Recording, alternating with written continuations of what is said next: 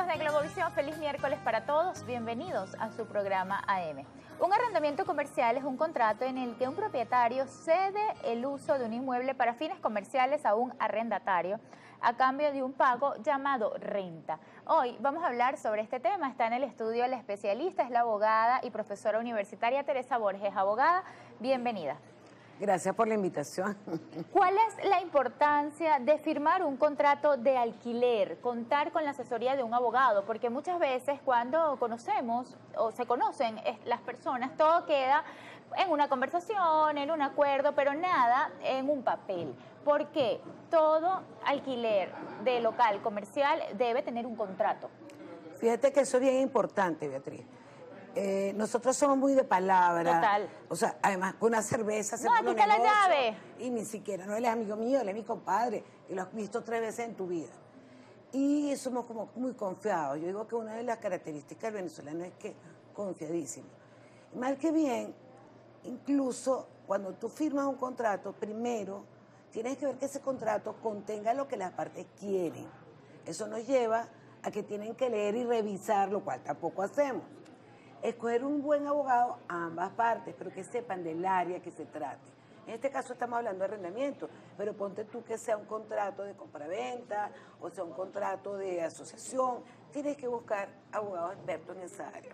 Y luego también tú leer, porque tú sabes lo que quieres con esa negociación. Claro. Cuando tú firmas un contrato tienes las reglas claras del juego. Y hay una diferencia. Yo a mis alumnos les digo, no es lo mismo cuando tú vas ante el tribunal y tienes que llorar para tratar de hacer ver que lo que quisiera la parte fue esto, pero no lo dice ninguna parte del contrato. Entonces allí es quien convence mejor, mientras que si el contrato está clarito, expresamente lo que se pactó, ya no tienes que llorar. Lo dice un papel escrito y suscrito por las dos partes. Entonces es muy importante suscribir el contrato para ambas partes. Este contrato, además de la redacción, debe estar notariado. Sí, mira, desde que salió la nueva ley de materia de arrendamiento comercial de 2014, el contrato de arrendamiento en general, porque vivienda también, se formalizó. ¿Qué digo yo formalizar? Antes tú de palabra podías hacer un contrato de arrendamiento o podías ser privado, XZ. A raíz de todos estos textos legales se han creado unas formalidades para la suscripción de los contratos de arrendamiento. Entonces, por ejemplo, en comercio tiene que ser autenticado, amén de que tiene que reunir ciertos requisitos que la misma ley especial, y que es la que rige, los marca, como por ejemplo la duración mínima de un año, Ajá. por ejemplo la modalidad del canon dentro de lo que establece la ley, algunos parámetros que la misma ley ya te establece. Precisamente le quería preguntar cuál es la duración mínima de un contrato de arrendamiento para un local comercial. Ya usted me explicaba que 1 año. En ese año, ¿con qué frecuencia se puede aumentar la renta? Mira, tú sabes que nosotros vivimos 2 realidades, ¿no? Una realidad de la ley, que además la ley no puede cambiar tan rápido como cambian las circunstancias sociales y económicas. Y después esa es la realidad económica y social. Entonces, realmente, según la ley, y ahí tenemos que rescatar algo, la ley en materia de arrendamiento, por lo general, siempre ha sido muy protegido, y desde vieja data, y sus normas protectoras son consideradas orden público. ¿Qué consideramos orden público? Que aunque tú y yo firmemos ante Jesucristo, ante la Virgen María, que vamos a pactar algo contrario a lo que pone la ley, cuando se nos acaba el amor, que vamos a pelear, Claro. aplica lo que dice la ley, no nosotros. Y de hecho incluso hasta de oficio puede ser declarado por el tribunal. Entonces muchísimas veces la gente te dice, ay, pero la notaría me lo aceptó, ay, pero nadie dijo nada. No importa, en el momento que tú tengas el problema, no, y si te lo alegan peor, y si el juez sabe, te lo puede incluso él mismo sin que se lo hayan alegado. Entonces allí es importante tomar en cuenta estos factores, porque ahora en vivienda tienes que solicitar la aprobación de SUNAVI, pero previamente tendrías que inscribirte, fijar la fijación del canon justo, presentar el contrato para que te lo aprueben, después que te lo aprueben tienes que autenticarlo en notaría, luego consignarlo, ahí está plazo y hay sanciones.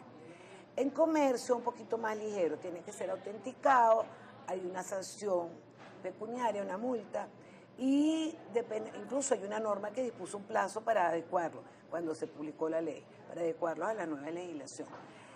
Allí la verdad es que por los costos hoy en día y por la situación, muchos inquilinos prefieren incluso no autenticarlos. Ok. Pero en ese supuesto es bueno dejar constancia que fue el arrendatario, porque como te digo, está la obligación según la ley. Entonces ya hay muchas formalidades que la misma ley exige, que no es como antes. Eso no escapa de que siga habiendo contratos privados, que siga habiendo contratos verbales, porque es la naturaleza nuestra venezolana. Somos compadres. Sí. Y si nos apagamos a la ley, ¿con qué frecuencia se puede aumentar durante el año el canon? Según la ley es una vez al año. Ok.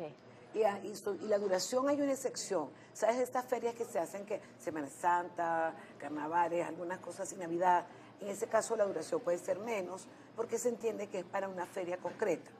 Pero si son inmuebles ya normales, un año. Y el canon de arrendamiento puede ser revisado anualmente, según la ley.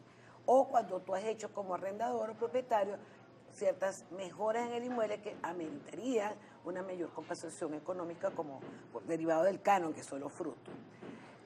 Ahora, eso también las partes a veces no lo están cumpliendo y sobre todo en el periodo que hubo aquella explosión de la inflación, están aumentando más periódicamente.